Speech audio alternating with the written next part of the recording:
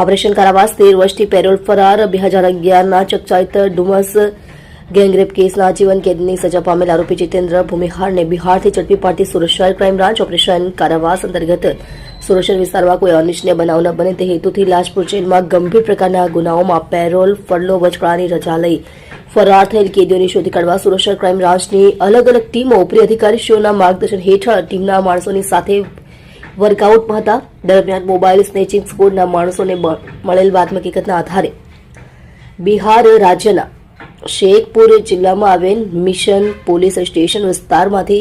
આરોપી જીતેન્દ્ર કુમાર ઉર્ફે રાજ મધુસૂદનસિંહ ભૂમિહાર ઉંમર વર્ષ 45 રહે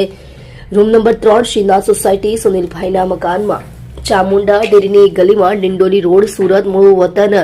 શિળાઈ પોસ્ટ બરવીધા જિલ્લો શેખપુર બિહારવાળાને સતત 15 દિવસ સુધી વોચ કરી છેલ્લા 13 વર્ષથી નાસ્તા ફરતા રહેલ આરોપીને ઝડપી પાડવામાં સફળતા મેળવેલ છે.